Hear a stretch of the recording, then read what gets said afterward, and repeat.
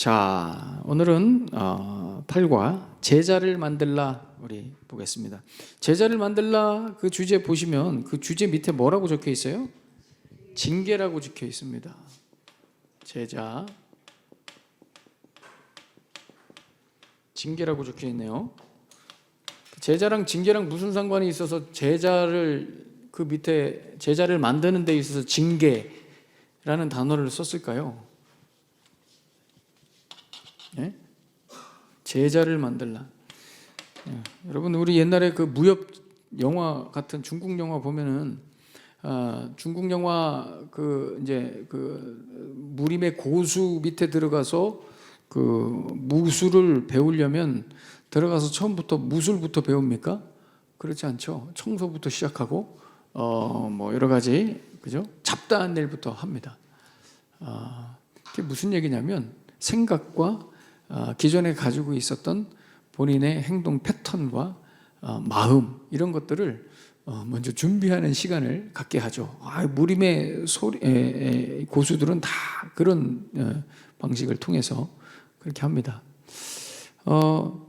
마찬가지 예수님의 제자가 된다 했을 때 예수님께서 우리를 제자로 불러주셨지만 우리는 그렇게 제자된 그런 모습이 없잖아요. 그래서 우리의 생각과 우리의 마음과 우리의 행동이 여전히 고쳐야 될 부분들이 굉장히 많죠. 그렇기 때문에 징계가 필요한 겁니다.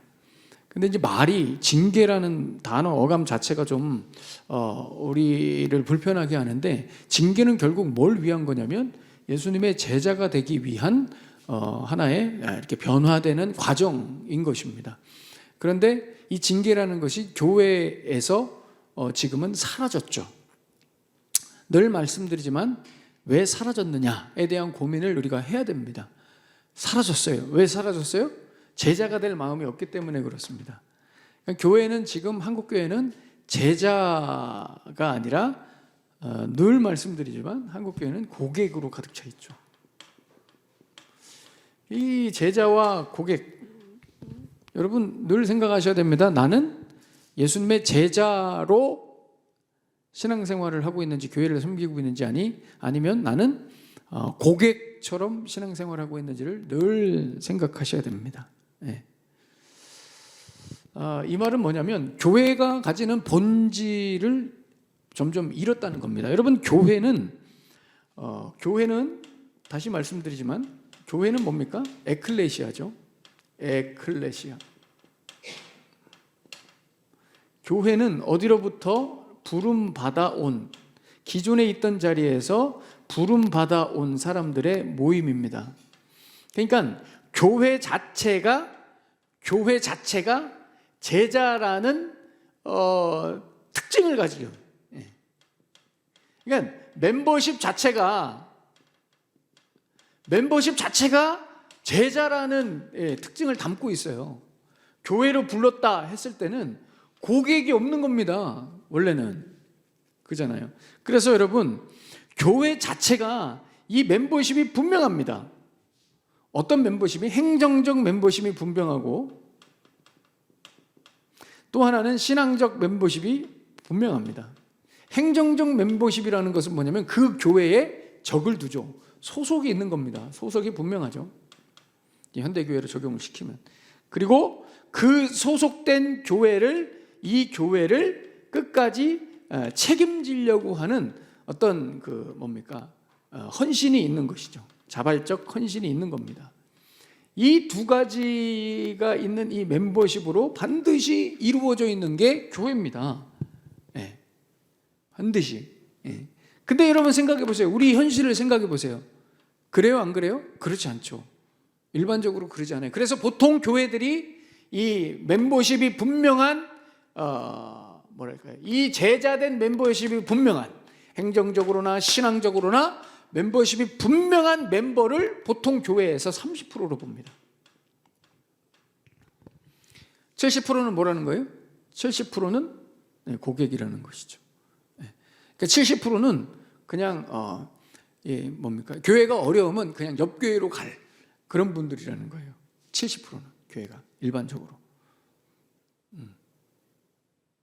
한국교회가 지금 그렇게 가고 있다는 겁니다. 이게 굉장히 안타까운 현상인 겁니다. 왜냐하면 예수님을 믿는다는 것은, 여러분 한번 생각해 보세요. 예수님을 믿는다는 것은, 이 믿음이라는 것은 한번 우리 곰곰이 생각해 봐야 돼요. 우리 믿음이라는 것은 신분의 변화이잖아요. 우리가 신분이 변화됐죠. 죄인에서 의인이 됐고, 그죠? 뭡니까? 사단의 마귀의 자녀에서 하나님의 자녀가 됐습니다. 그러니까 신분이 변화됐단 말이에요. 하나님의 나라를 유업으로 받는 사람들로서의 신분이 변화됐어요. 자, 그런데 대부분 믿음을 여기까지만 이해를 하는 거예요. 그러니까 고객이 되는 겁니다. 그런데 믿음이라는 것은 여러분 반드시 한 가지가 더 있어야 되죠. 뭐가 있어야 됩니까? 사명이 있어야 되는 겁니다. 누누이 말씀드리지만 사명이 없는 믿음은 없습니다, 여러분. 사명이 없는 믿음이 세상에 어디 있습니까? 저는 교회만 다니겠습니다. 그런 믿음은 없습니다. 절대 없습니다. 그러니 우리가 지금 징계를 얘기할 건덕지가 없는 거예요. 지금 어디서 요즘 시대에 징계를 얘기합니까? 당신 그렇게 신앙생활하면 안 됩니다. 네, 수고하십시오. 저는 또 옆에 새소망교회로 가는 거죠. 이게 교회의 안타까움입니다. 그러니 교회는 점점 복음의 능력을 잃는 겁니다. 뭐가 맞는지를 얘기할 수 없는 거예요. 왜? 눈치를 보니까, 경영해야 되니까. 그래서 여러분, 고객이 많아지는 이유가 뭡니까? 교회들이 대부분 다 경영에 목숨을 걸기 때문에 그렇습니다. 경영은 왜 하는 거예요? 경영은 생존을 위해서 합니다. 집사님, 경영은 어디서 하는 거예요? 회사에서 하는 게 경영이잖아요. 근데 한번 생각해 보세요. 회사랑 교회랑 다른 게 뭔지를 생각해 보셔야 돼요. 회사는 경영하는 곳이죠. 왜요? 생존해야 되잖아요. 살아남아야 되잖아요. 돈을 벌어야 되잖아요. 그럼 교회는 완전히 반대라는 거예요. 교회는 완전히 경영이 있는 곳이 아니에요. 교회는. 왜요? 생존을 목적으로 하지 않기 때문에. 생존을 목적으로 하는 데가 아니라 생명을 가진 사람들이 모인 곳이죠. 그래서 교회는 경영하는 곳이 아니에요. 근데 어쩔 수 없이 경영하게 됐죠. 왜요? 사람들 눈치 봐서 이 인프라를 끌고 가야 되니까. 그래서 요즘에 이중직, 목회자들 이중직 해야 되냐. 목사님들이 요즘에 그래서요, 자기가 하고 싶은 말 하면서, 설교하면서, 만들고 싶어가고 싶은 자기가 교회가 있잖아요. 그런 교회를 만들어 가려고, 그냥 처음부터 직장을 다니면서 하는 목사님들이 많아요, 요즘에는. 근데 생각을 해보세요, 여러분. 그거는 이제 또 본인의 어떤 하고 싶은 대로 하는 그런 게 있을 거 아니에요. 그죠? 저는 그것도 건강하다고 생각하지 않아요. 그리고 그렇게 해서 본인 일 하면서 얼마나 이 목회에 집중하겠냐고요. 생각을 해보세요. 그래서 우리 한국교회 성도들이 계속 바뀌어져야 되는 게 뭐냐면, 교회가 뭐고 신자됨이 뭐고 제자가 뭐고 이런 멤버십이 뭔지에 대한 분명한 이해가 있고 출발하지 않으면 우리는 점점 퀄리티가 떨어지는 설교와 복음과 그죠? 그런 것들을 먹고 자랄 수밖에 없습니다. 그러니까 맨날 교회에서 우리가 생각해 보세요. 여러분, 제가 늘 말씀드리죠. 교회에서 복음만 전하면 사람들 올까요, 안 올까요? 목사님, 복음적인 설교를 해주십시오. 자꾸 성도들이 요구해요. 복음적인 설교를 하면 사람들이 많이 올 것 같아요, 안 올 것 같아요? 안 온다니까. 제 손에 장을 지진다니까요. 안 와요. 그런데 자꾸 복음적인 설교를 해달래요. 그렇지 않아요. 사람들 안 오는 거예요.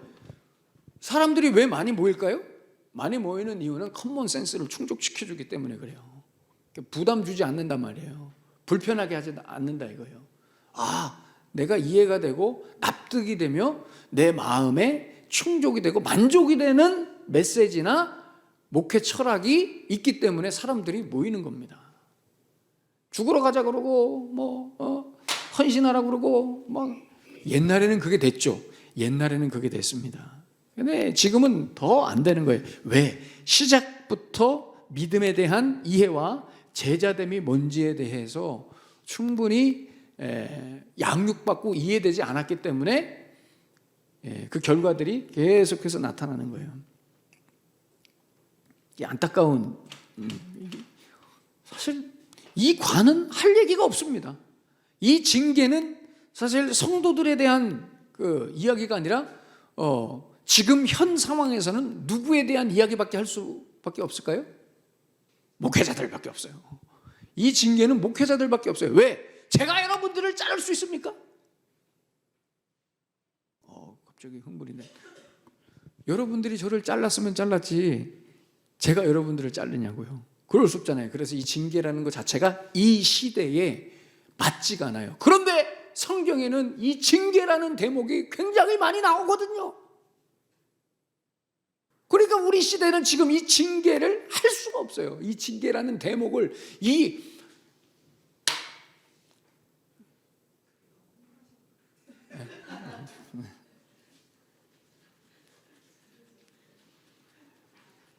징계라는 대목을 나눌 수가 없어요. 당신네들 그러면 안 됩니다. 이게 되냐고요. 이게 안 된다. 이게 안 된다니까요. 이따가 나누기에서 보잖아요. 나누기 적용하기 보면은 뒤에 보세요. 162페이지에 보세요. 162페이지 아니죠. 자, 저기 적용하기 한번 보세요. 85페이지 보세요. 85페이지 영적 형성을 위해 질문 한번 다 같이 읽어보겠습니다. 시작. 당신이 교회의 징계를 받아야 할 필요가 있었을 수도 있는 영역에서 당신의 삶을 평가해보라. 뭐 여러분들이 나는 우리 교회에서 나도 징계받을 만한 그런 모습이 있는가? 이 질문을 했을 때 여러분들은 물론 드러나면 좀 그렇지만 여기서 해당되는 게 뭐 있어도 그잖아요. 좀 징계받을 만한 일이 있어도 그걸 누가 뭐라고 하겠습니까? 제가 여러분들에게 뭘 뭐라고 하겠습니까? 그죠? 그래서 참 이게 안타깝습니다. 그래서 여러분 교회가 멤버십과 그 믿음의 본질을 회복하기 위해서는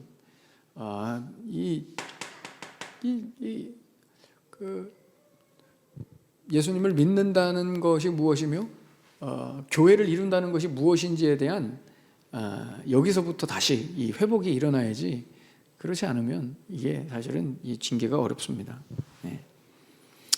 자, 그러나 우리는 성경에 있기 때문에 또 공부를 해야 되죠. 성경에 있기 때문에 공부를 해야 됩니다. 자, 그래서 오늘 우리가 해야 될 것은 뭐냐면 징계를 하는 목적과 징계를 받아야 하는 어떤 연약함들, 소위 말하는 죄의 내용들이 무엇인지, 그리고 징계를 어떤 방식으로 해야 되는가에 대해서 이렇게 좀 나눠보도록 하겠습니다.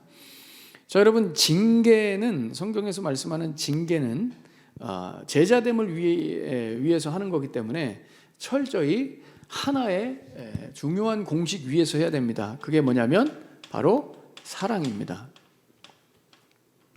잘못해서 너는 잘못했기 때문에 죽어, 이게 아니라 잘못한 걸 고쳐서 제자가 돼야 되기 때문에 모든 징계는 사랑을 기초로 해야 됩니다. 그래서 요한복음 13장 34절에서 35절 다 같이 볼까요?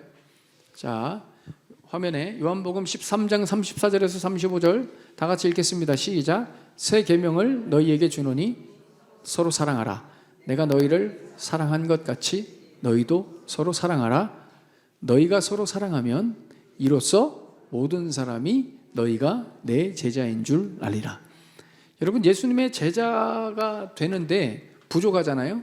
그 부족함을 서로 채우고 고치고 하는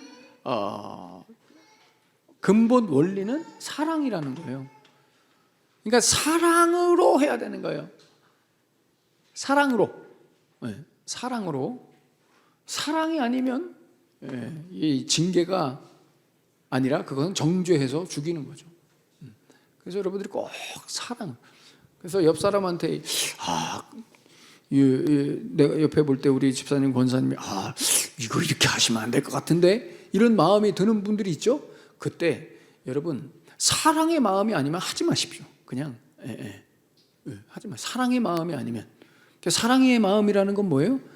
저 사람을 정말 내가 아끼고 사랑하고 저 사람의 어떤 연약함까지도 내가 짊어지고 책임을 질 마음이 없으면 하지 말라는 거예요. 그래서 너무 안 하죠.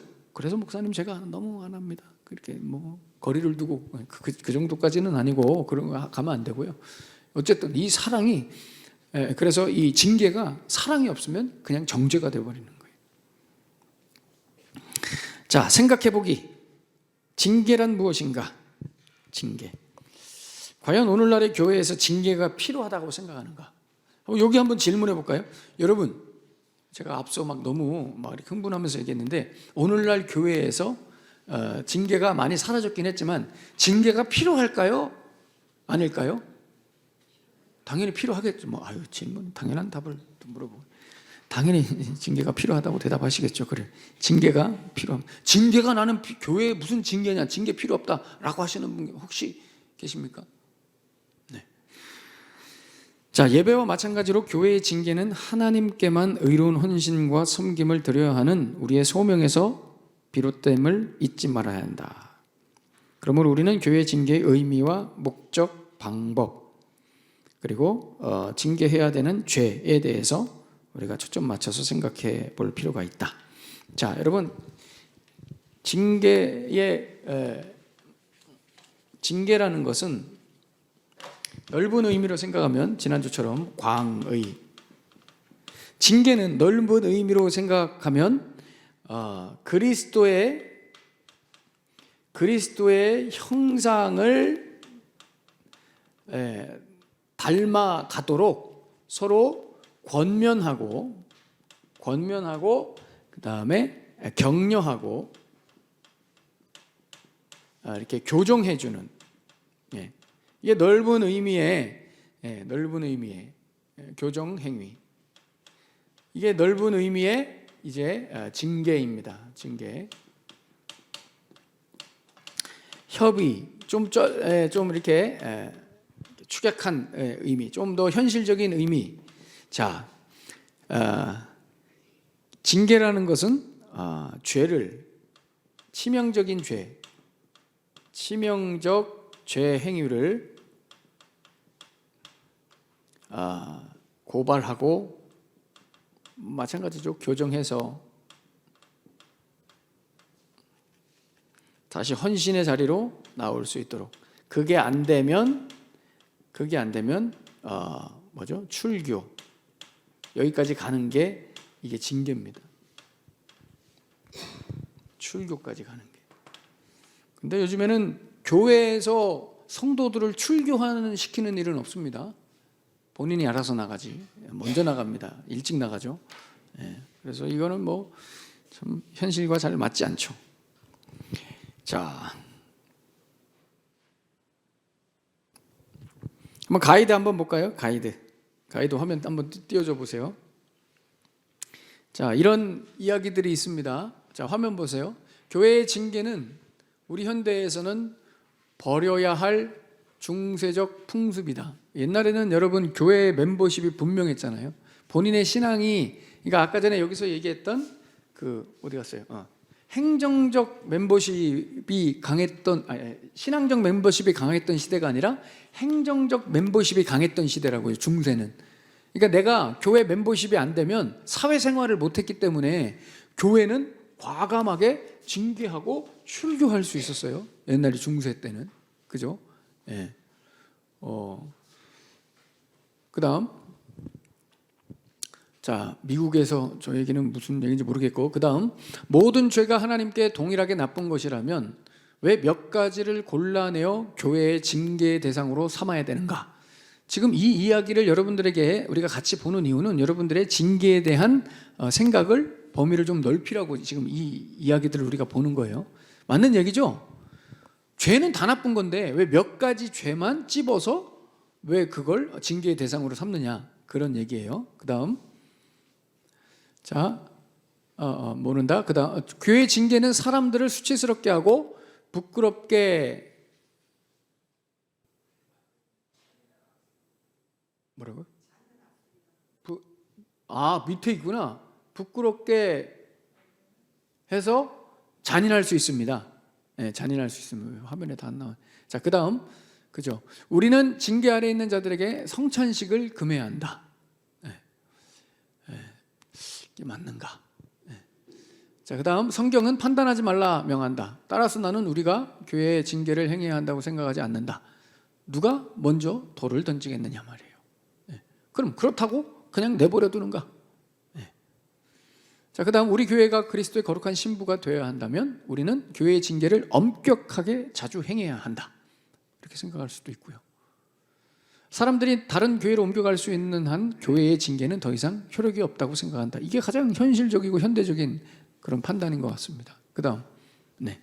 자, 그렇다면 이제 성경에서 징계를 이야기할 때 어떻게 이야기하는지 우리가 좀 구체적으로 성경 말씀을 근거로 해서 살펴보겠습니다.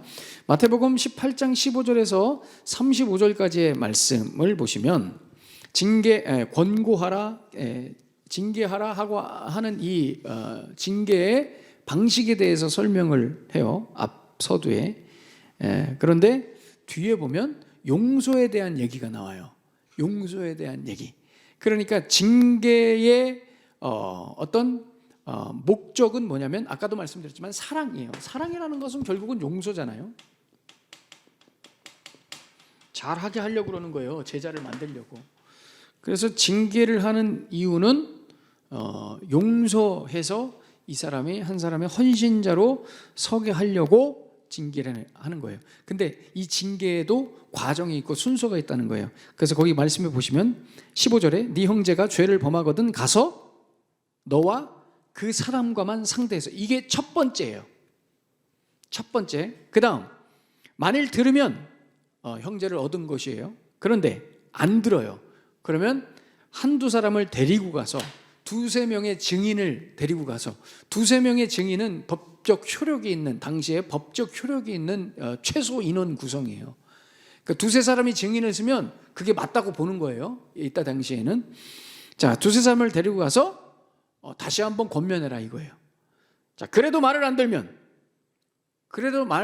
교회 차원에서 공동체의 대표나 아니면 교회 차원에서 의결해서 그 사람에게 얘기를 해야 된다는 거예요. 여러분, 이게 어쨌든 지금 우리의 현실에서 뭐 이게 되지 않지만, 자, 어쨌든 처음에 혼자 권면. 두 번째는 안 되면 두세 사람 권면. 안 되면 공동체 권면. 이게 여러분 징계의 순서입니다. 징계의 순서. 이걸 징계할 때 뭘로 해야 된다고요? 사랑으로, 용서하는 마음으로, 예수님의 마음으로 해야 된다는 거예요. 그 사람을. 과정이 있고 절차가 있다는 것이죠.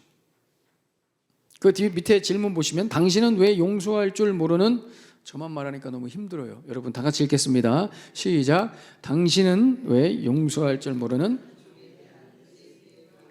교회 안에서의 죄를 다루는 성경 본문 바로 뒤에 나온다고 생각하십니까? 그러니까 징계 본문에서 바로 뒤에 어떤 본문이 나온다고요? 용서 본문이 나온다고요. 왜? 용서해서 돌이키게 해서, 그죠? 한 사람의 제자로 만들기 위해서 내치려고 하는 게 아니라는 거예요. 그런데 문제는 여러분, 이 용서를 하든 정죄를 하든 징계를 하든 뭐를 먼저 끄집어내야 되는 거예요? 뭐를? 그렇죠. 죄를 먼저 끄집어내야 되는 거예요. 근데 이 자체가 지금 교회에서는 안 되는 거예요. 이 자체가. 아니, 목사도 못하는데 서로 어떻게 합니까? 그죠? 목사도 못해. 집사님, 그건 아니지 않습니까? 이렇게 얘기하면 안녕히 계십시오 하고 이게 벌써 끝나는 거예요. 계약이. 이게 안 되는 거예요. 이 죄를 끄집어내야 되는데. 그리고 그분의 뭡니까? 죄를 지적하는 그분조차도 사실은 그죠? 자유하지 않잖아요. 그 죄에서. 그러니까 참 이게 그 뒤에 볼까요? 갈라디아서 6장 1절에서 5절에 보시면, 자, 형제들아, 사람이 만일 무슨 범죄한 일이 드러나거든 신령한 너희는 온유한 심령으로, 온유한 마음으로 그러한 자를 바로잡아야 된다. 온유한 마음으로. 그리고 그 뒤에 보시면 너 자신도 돌아보아, 살펴보아, 너도 그런 시험을 받을까 두려워해야 된다. 이게 서로가 짐을 져야 된다는 거예요.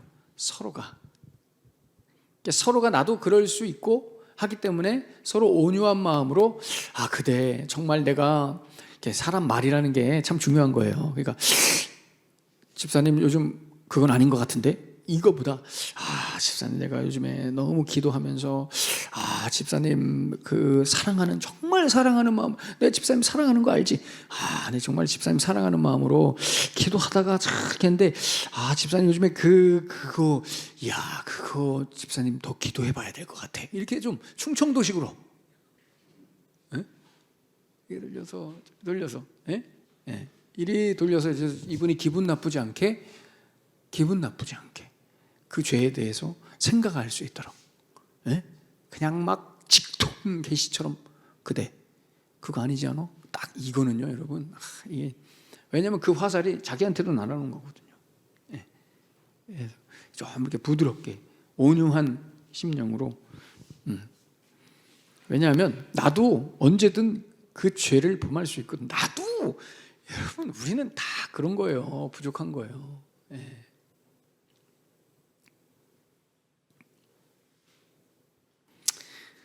자, 그 다음에 그 밑에 데살로니가 후서에 보시면, 여기서는 좀 죄에 대한 구체적인 어떤 내용이 나와요. 죄에 대한 구체적인 내용. 그런데 죄에 대해서 구체적인 내용이 생각보다, 우리가 생각할 때 교회에서 성도들이, 여러분, 치명적인 죄라고 하면 무슨 죄들이 있을까요? 치명적인 죄라 생각하면, 교회에서, 여러분, 교회에서 치명적인 죄 뭐가 있어요? 간음. 너무 치명적이다. 처음부터 너무 치명적이다. 간음. 그거는 뭐, 횡령. 그렇죠. 그런 일들은 많이 일어납니다. 많이 일어나요, 교회에서. 교회 돈 가지고 이렇게 당 짓는 거. 그죠? 그렇죠. 무서운 겁니다. 왜냐하면 교회를 와해시키거든. 교회가 무너지죠. 또 우리가, 이거는 교회에서 성도로서 이것은 죄다, 치명적인 죄다 하는, 물론 있지만 들키지 말아야 되겠죠. 그죠? 앞서 열거한 것도 좀 들키지 말아야 되고 해야 되지만, 당 짓는 거, 간음, 그죠? 그 다음에 돈, 그죠? 자, 더 이상 죄가 안 나오죠? 여러분, 또 있습니까? 뭐가 있어요? 그래서 여기서 도와주고 있는 거예요. 여기서 성경에서 말하는 죄가 뭐냐면 6절에 보세요. 너희를 명하노니 게으르게 행하고. 여러분, 굉장히 재밌는 겁니다. 게으름입니다. 게으름. 여기서 게으름이라는 것은 뭐 늦게 나오고 뭐 그런 어떤 우리의 일반적 보편적 행위에서의 게으름, 습관적 그런 게으름이라기보다는 어떤 걸 말하냐면 수동적인 죄예요. 그러니까 교회에 내가 교회로서 멤버십이 됐는데 수동적으로 멀리서 방관하고 참여하지 않고 지켜보고 감독자가 되려고 그러고 평가하기만 하려고 그러고 하지는 않고, 이게 게으름입니다. 이게 치명적인 죄인데 이거 치명적인 죄라고 하면 아까도 얘기했지만 70%는 다 지금 나가야 되는 거예요. 지금 징계, 출교 70%는 다 나가야 되는 거예요. 이게 재밌는 거예요. 이게 여러분, 게으름이라는 것은 참 이게 그러니까 나는 같이 뭐 이렇게 손을 담궈서 발을 담궈서 뭐 같이 하고 싶지는 않은 거예요. 그냥 나는 그냥 아까도 얘기했지만 이게 여러분 왜 그럴까요? 여러분 이게 왜 성경에서까지 이렇게 얘기할까요? 이게 나쁜 죄, 공동체에서 나쁜 죄라고 왜 얘기할까요?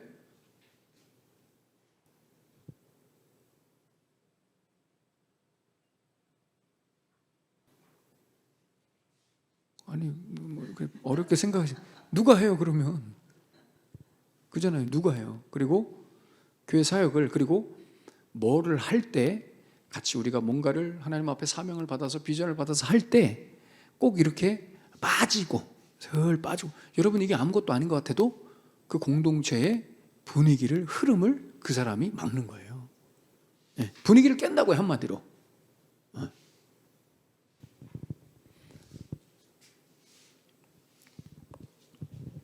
거기 뒤에 보면 또 우리에게서 받은 전통대로 행하지 아니하는 모든 형제. 전통이 중요하다는 게 아니에요.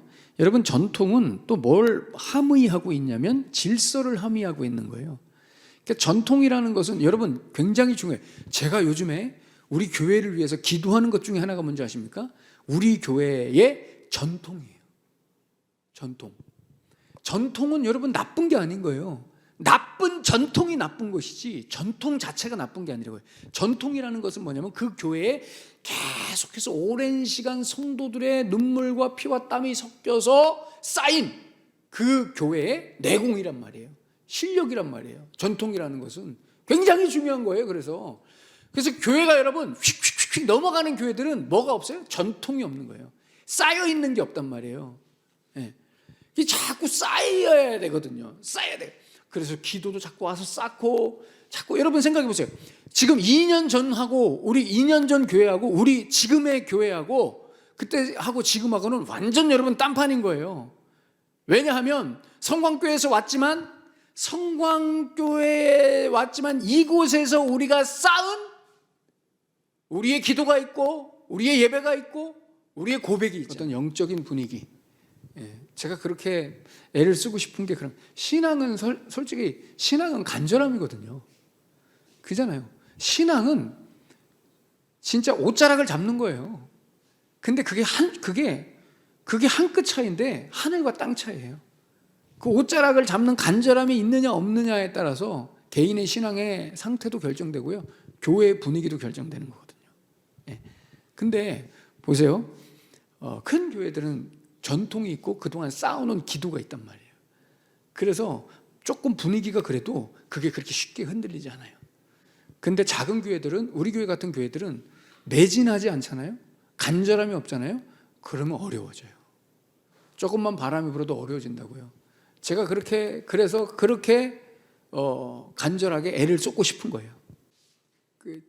애를 써야 된다고요. 그래서 제가 뭐 일주일에 한 번 새벽 예배 나오기, 한 달에 한 번 금요일 이런 거 왜 하겠어요, 여러분? 여러분 자신을 위해서 간절하라는 거예요. 우리 성도들 자신들을 위해서. 신앙생활은 간절하지 않으면 죽는다니까요. 반드시 죽게 돼, 침체되게 돼 있어요. 간절함이 없으면. 자, 게으름, 이 수동적인 죄입니다. 일하지 않는 거죠. 참여하지 않는 겁니다. 자, 또 하나 저는 여기서 한 가지만 더 얘기하고 싶어요.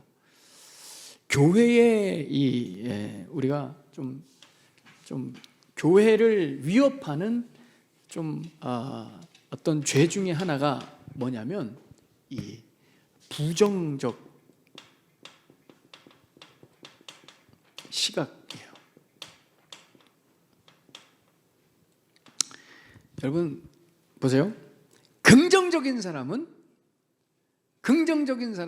그 긍정적인 것을 사실 잘 막 드러내지 않아요. 부정적인 사람은 부정적인 것을 막 드러냅니다. 긍정적인 사람보다 부정적인 사람이 더 그래서 영향이 있고, 인간은 기본적으로 부정적이기 때문에 여기에 더 끌려가게 돼 있는 거예요. 그러면 목사님, 썩고 있는데, 잘못 듣는데, 그럼 긍정적으로 그냥 덮고 갑니까?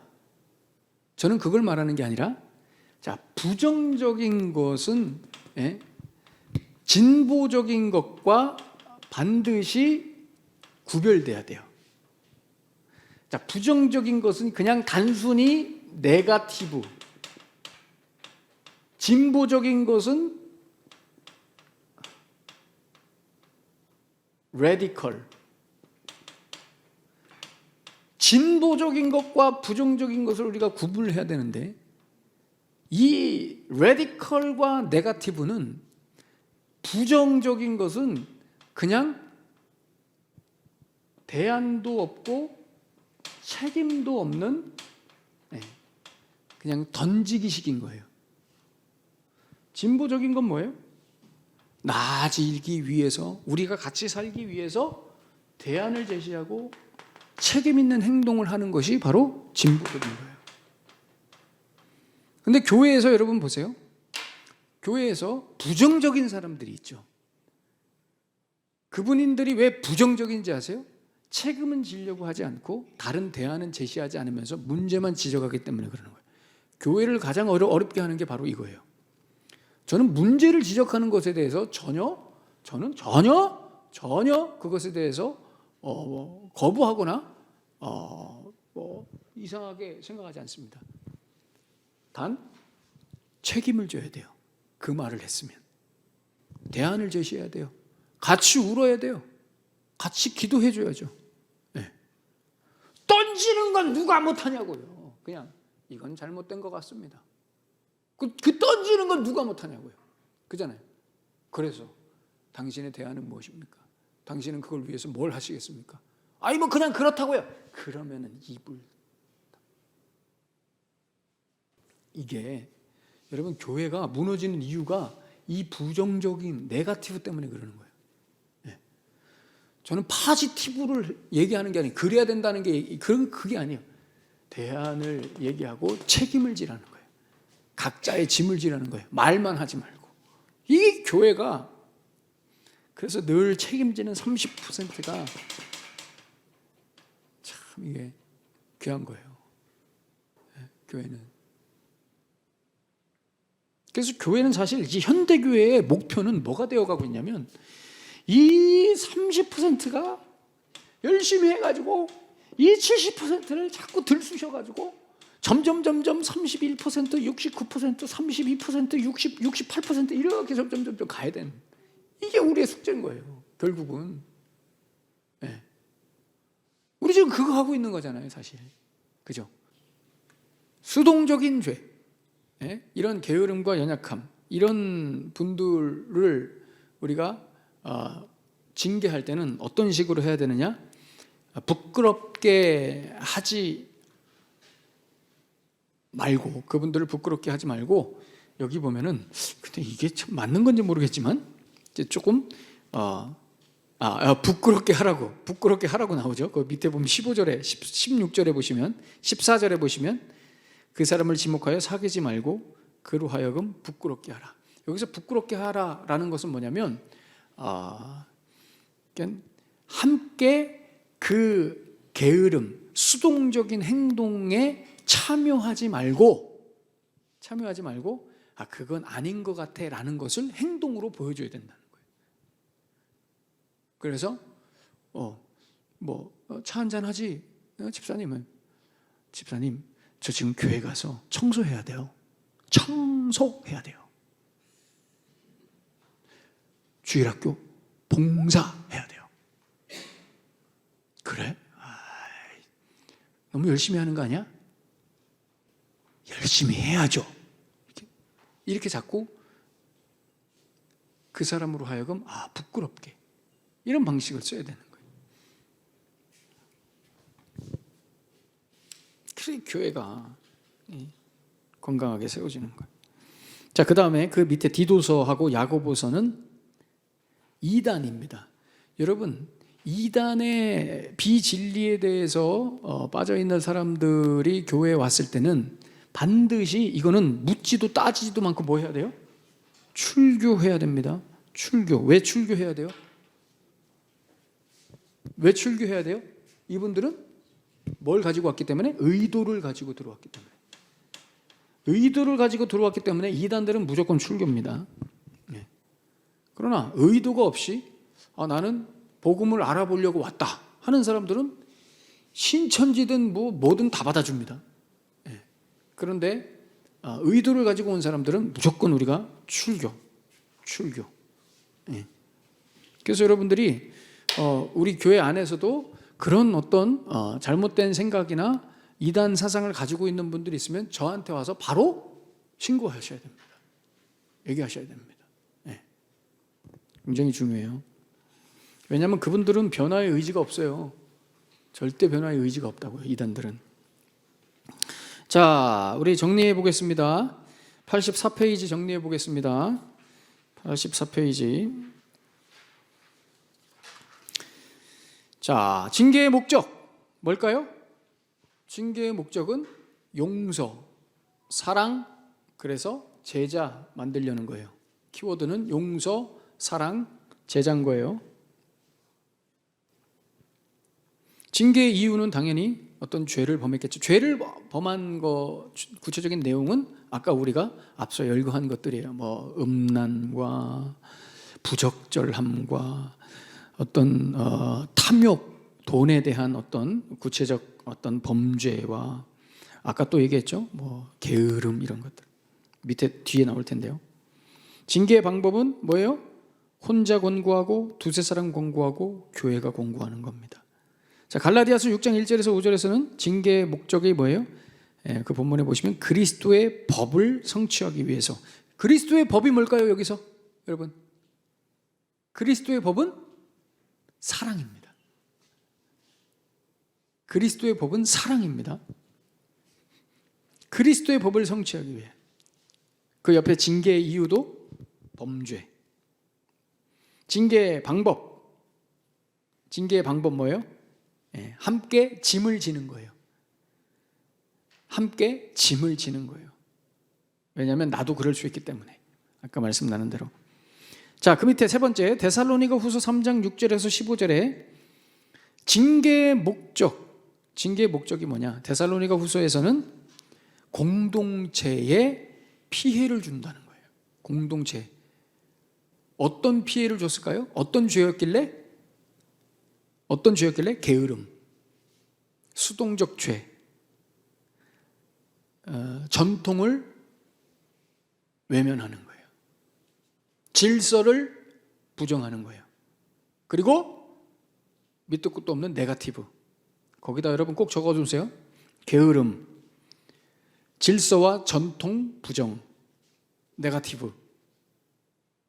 이런 것들이 공동체의 분위기를 흐리는 거죠. 피해를 주는 거예요. 어떻게 해야 된다고요? 부끄럽게 해야 된다고요.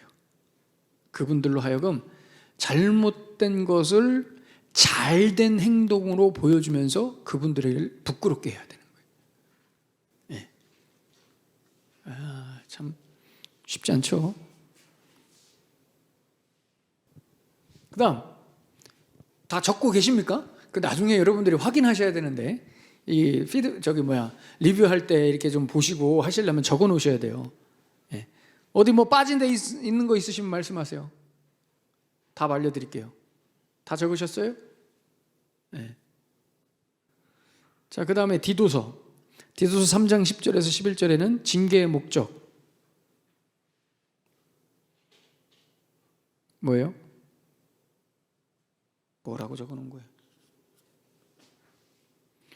제 글씨를 제가 모르겠어요.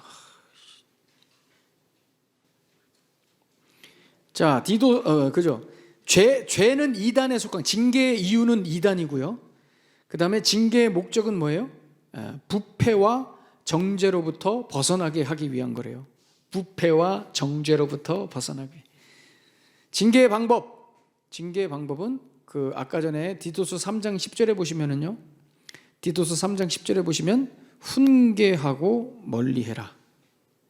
훈계하고 멀리해라. 그 위에 있죠. 훈계하고 멀리해라. 징계의 이유는 이단. 자, 야고보서 5장 19절에서 20절의 말씀도 징계의 목적이 뭐예요? 그 위에 말씀해 보시면은 사망에서 구원을 해야 되기 때문에, 이단과 비진리를 가지고 사는 사람들은 우리가 사망에서 건져낸다는 심정으로 사실은 징계를 해야 돼요. 사망에서 구원함, 징계의 목적. 징계의 이유는 이단, 진리를 떠남. 그 다음에 징계의 방법은 거기 말씀해 보면은 20절에 너희가 알 것은 죄인을 미혹된 길에서 돌아서게 하는 자가, 돌아서게 해야 됩니다. 근데 이게 참 쉽지 않죠. 이단이 돌아서. 그러나 여기서는 여러분 비단 이단의 문제뿐만 아니라 잘못된 생각을 하는 분들이 있어요. 요즘에 더더군다나 비진리적인 것들을 추구하는 사람들이 너무나 많아요. 85페이지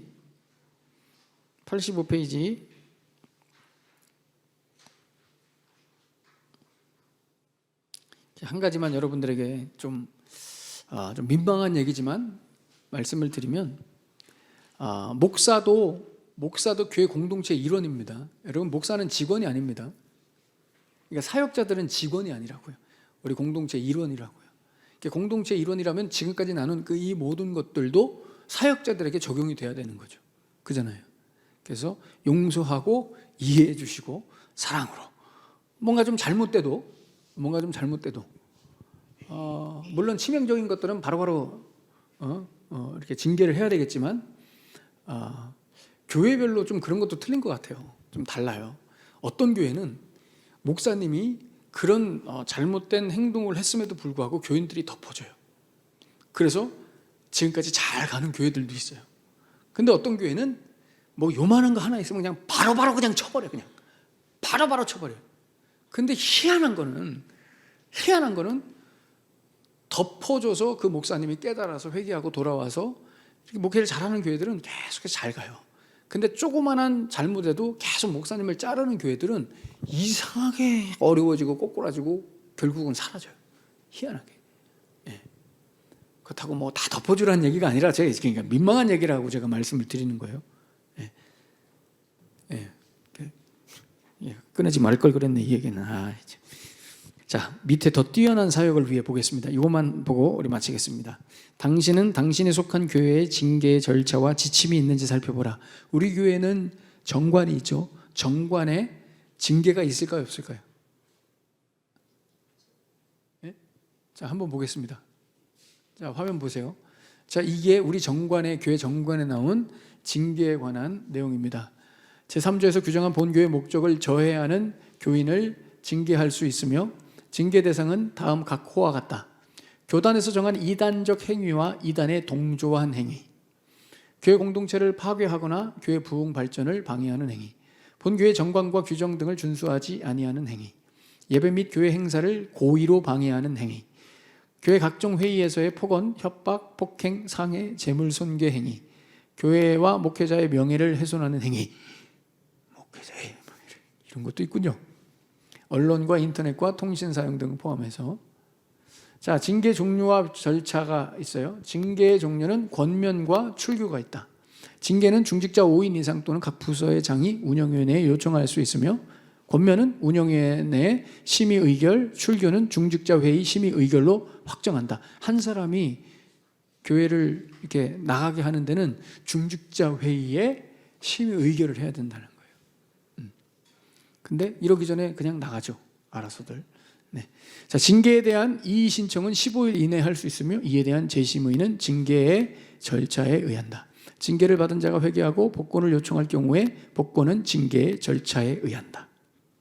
이렇게 정관이 있어요. 근데 이 정관 사실 우리 현실적으로 맞습니까? 안 맞습니까? 안 맞죠. 근데 이게 왜 필요할까요?